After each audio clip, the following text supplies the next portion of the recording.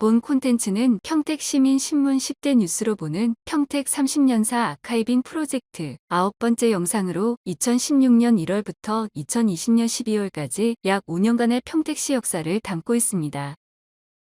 이 시기에 평택시는 미세먼지와 다이옥신 등 생활 환경 문제가 중요하게 대두하게 되는 시기였으며 주한미군과 삼성전자의 본격적 평택시대가 개막되는 시기로 크게 일장, 악화일로 평택 미세먼지와 거세지는 시민환경운동 2장, 주한미군 평택시대 개막과 삼성전자 본격 가동 3장, 평택시 인구 50만 돌파와 대도시 진입 4장, 민주당의 압승, 지방선거와 정치지형의 변화 5장, 2차 해외 매각 후 다시 불거진 쌍용차 법정 관리 등 5가지 키워드로 살펴볼 수 있습니다.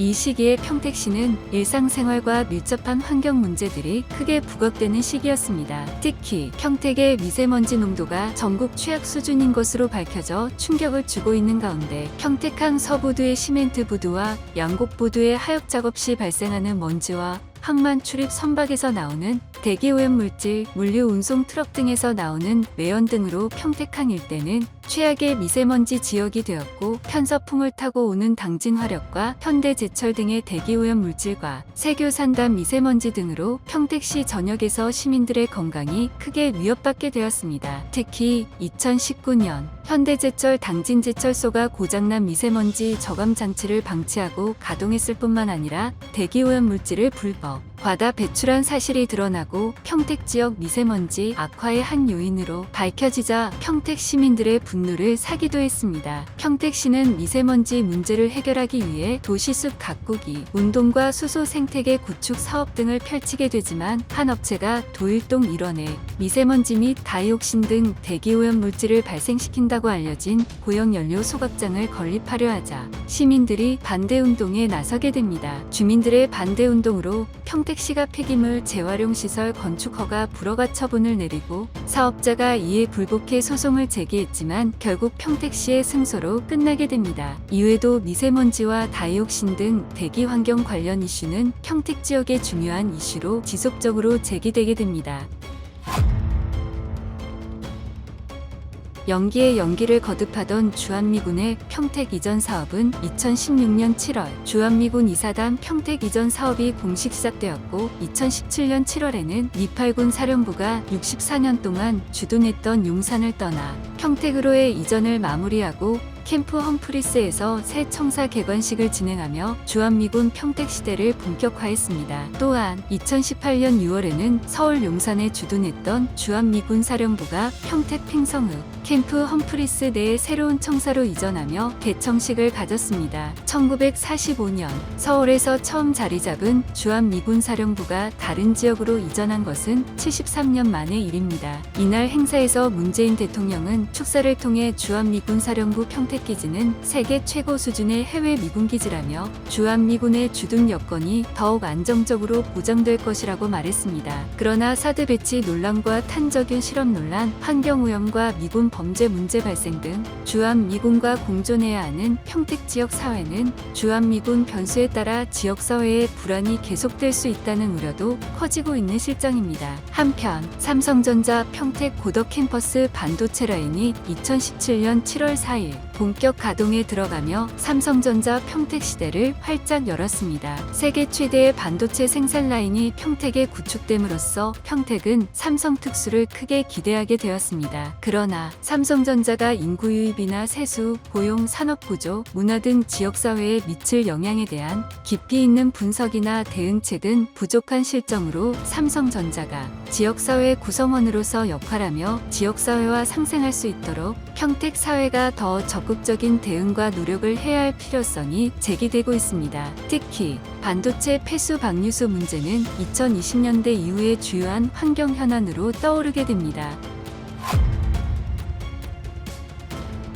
주한미군과 삼성전자 효과, 대규모 택지 개발 등의 호재에 힘입어 2019년 4월 평택시 인구가 50만 명에 돌입함으로써 본격적으로 대도시로서의 위상을 갖추게 됐습니다. 평택은 지난 1995년 평택시와 평택군, 송탄시 3개 시군 통합 당시 34만 6,142명이던 평택시 인구는 통합 이후 24년 만에 2007년 6월 인구가 40만 명을 돌파한 이후 12년 만에 전국에서 16번째, 경기도에서 10번째로 인구 50만을 달성한 대도시가 됐습니다. 대도시로 전환됨에 따라 평택시는 재정특례, 행정조직 및 정원특례, 행정사무 특례 혜택이 적용되게 되었습니다. 2016년 12월 9일 수도권 고속철도 SRT 평택지제역 개통식이 열리면서 본격적인 평택 고속철 전국 반나절 시대가 개막돼 고속철도가 평택 인구 증가의 한 요인으로 작용할 것으로 기대되고 있는 가운데 2017년 한 해 동안 평택의 지가 상승률이 7.5%를 기록해 전국시 군구 가운데 부산 해운대구, 부산 수영구 다음으로 세 번째로 높게 나타나 평택은 성장 가능성이 큰 도시로 평가받으며 전국적으로 주목을 받게 됩니다. 그러나 2018년에는 1월부터 10월까지 평택 아파트 가격이 6.28% 하락해 전국 최고 수준의 하락률을 기록한 것으로 조사되기도 해 개발에 대한 기대감 속에 땅값은 계속 오르고 각종 택지 개발로 분양 아파트가 쏟아지면서 아파트 가격 하락과 미분양 사태가 지속되면서 지역 경제에 큰 그림자를 들이우던 시기이기도 했습니다.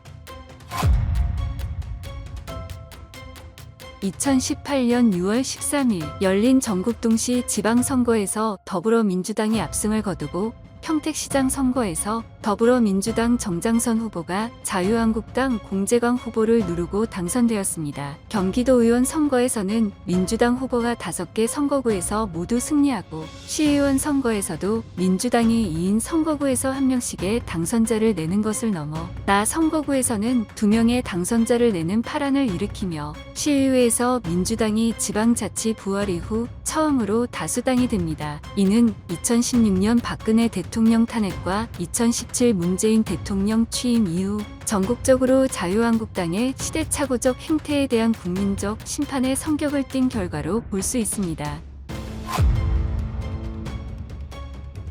인도 마힌드라사에 인수된 후 티볼리의 매출이 상승하며 정상 궤도에 오르는 듯했던 쌍용 자동차는 10년째 상용차 해고 노동자 복직 투쟁이 일어났고 2020년 5월 10년 11개월 만에 해고자 전원이 복직해 쌍용 자동차 노사 갈등이 마무리되며 기업의 부정적 이미지를 쇄신하는 듯 했습니다. 그러나 2019년 자동차 업계가 경영 악화에 어려움을 겪는 가운데 쌍용 자동차도 러시아 등 수출 시장이 무너진 이후 새로운 시장을 개척하지 못해 기상 경영에 착수하게 되고 2020년 4월 쌍용 자동차의 최대 주주인 마힌드라 그룹이 기존에 약속한 자금 2,300억 원 등의 신규 자본을 투자하지 않기로 했으며 같은 해 6월 마힌드라 사가 경영권을 포기하는 방안을 검토하고 있는 것이 알려지며 쌍용 자동차에 다시 비상이 걸렸습니다. 결국 2020년 12월 쌍용 자동차가 1,650억 원에 달하는 대출을 갚지 못해 다시 법정 관리를 신청하게 되며